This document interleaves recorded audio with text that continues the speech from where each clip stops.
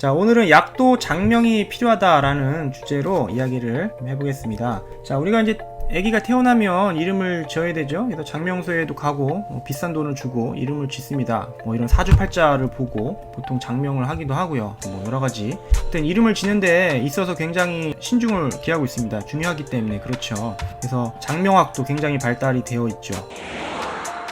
보통 우리가 일반 의약품과 이제 전문 의약품으로 의약품을 나누게 되는데요. 이 약의 이름을 짓는 데 있어서 굉장히 중요합니다. 특히 이제 일반 의약품 같은 경우는 이 환자가 직접 선택을 할 수가 있습니다. 그리고 광고도 많이 하잖아요. 그렇기 때문에 어떤 이름으로 약 이름을 줘야지, 어떻게 광고를 해야지 또 환자들이 잘 또 손쉽게 기억도 잘하고 매출과도 굉장히 직접적 연관이 되어 있기 때문에 중요합니다. 근데 하지만 전문 의약품 같은 경우는 광고를 못 하지 않습니까? 그렇기 때문에 이 약의 이름을 짓는 것에 있어서 좀 제한적인 부분이 좀 있습니다. 대부분 환자가 직접 고르는 게 아니라 의사가 처방을 내주죠. 그렇기 때문에 이 전문 의약품들은 이제 회사에서도 마케팅이나 영업을 할 때도 의사 선생님들을 만나서 약을 홍보하고 하기 때문에 이렇게 직접 와닿는 그런 이름을 쓸 필요가 없는 것이죠. 의사가 처방을 내주기 때문에 그렇습니다. 네, 보시는 것처럼 또 다른 거는 시원타 좋아, 뭐가 좀 시원해진 느낌이겠죠. 도다나, 베나치오, 베가나치오, 그런 베나치오, 간만세, 키미테, 이런 일반 의약품들은 이름이 굉장히 좀 재밌죠. 왜냐면 호감을 좀 가져야 되기 때문에 이렇게 재밌게 이름을 지을 수밖에 없는 것입니다. 하지만 전문약 같은 경우는 예를 들어서 이 암로디핀이라는 이제 혈압약 성분입니다. 이 성분을 따서 어떤 회사에서는 암로핀이라고 짓고 어떤 회사는 아모디핀, 애니디핀, 오로디핀, 암로핀, 암로스타 비슷하죠. 의사나 약사나 이런 약 이름을 보면은 대충 이게 암로디핀 성분이 들어가 있구나 감을 잡을 수가 있습니다. 이렇듯 전문약 같은 경우는 그 성분에 좀 기인한 이런 약의 이름을 짓는 케이스들이 좀 많이 있다고 볼 수 있겠죠. 별로 재밌지는 않지만 딱 봤을 때 어떤 성분인지 대략 알 수 있는 그런 장점은 좀 있습니다. 자, 그런데 이 전문 의약품 중에서도 이 장명이 굉장히 중요하다라는 새로운 개념을 전문 의약품 장명계에 새로운 바람을 분 시초가 되는 그런 약이 있습니다. 바로 비아그라입니다.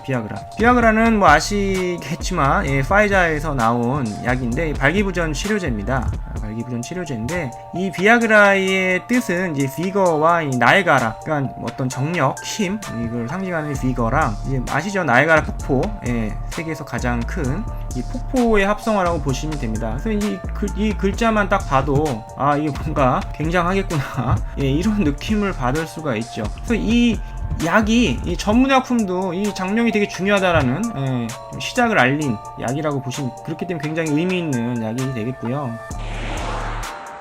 이 영화 보셨나요? 러브 앤 드럭스라고 좀 된 영화인데, 여기도 보면 이 남자 배우가 이 파이자 직원으로 나옵니다. 영업사원으로 나오죠. 그렇기 때문에 기존에 이제 보통 의사들 만나러 다니고 병원 방문하고 그랬었는데, 이 비아그라가 나오면서 동네 일반인들 상대로 영업을 펼치는, 엄청난 수익을 올리는, 매출을 달성하는 그런 얘기가 나옵니다. 이 영화에서도 그런 소재를 좀 쓰고 있더라고요.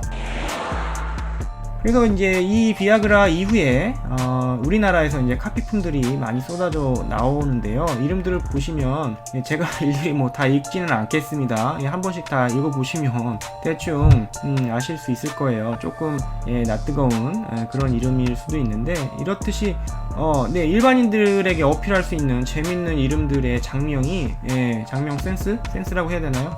장명들이 굉장히 많이 전문 의약품에서 나오고 있습니다. 이런 재밌는 이름들을 몇 개 좀 소개를 해드렸고요. 또 약 중에서는 본의 아니게 이게 좀 욕 같은 이름이 있습니다. 일부러 그런 건 아니지만, 의도한 건 아니지만 그런 약들이 좀 있어서 좀 재미삼아 몇 가지 좀 소개를 좀 해보겠습니다. 첫 번째로는 이제 시베리움입니다. 시베리움. 제가 사실 욕을 한 번도 해본 적이 없어서 좀 맛깔스럽게 읽기가 좀 어려울 것 같은데요. 시베리움. 욕을 좀 잘하시는 분들은 한번 맛깔나게 좀 읽으실 수 있을 것 같습니다. 시베리움이라는 약이 있습니다. 보시는 것처럼 혈관이 좁아지지 않게 혈관 수축을 좀 억제하는 약입니다. 그래서 편도통에 좀 많이 쓰는 약인데요. 그래서 이런 약이 실제로 존재합니다.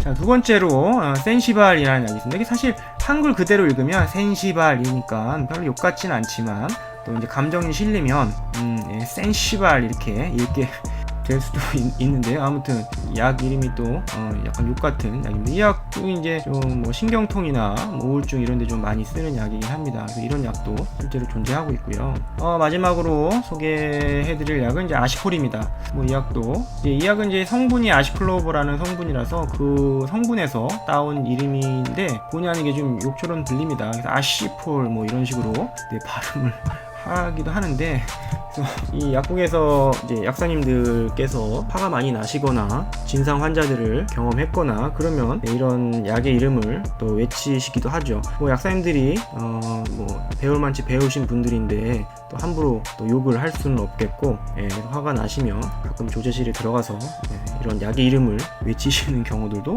가끔 있다고 합니다. 그래서 뭐 이런 약 재밌는 본의 아니게 좀 욕같이 들리는 약들이 좀 있어서 소개를 좀 했습니다. 그래서 뭐 오늘은 어떤 건강 지식이라든지 약학 지식을 전달한다기보다는 좀 재밌는 이야기가 있어서 뭐 소개해드리면 좋을 것 같아서 준비를 좀 해왔습니다. 반응이 좋으면 후속으로 또 준비를 좀 해보도록 하겠습니다. 고맙습니다.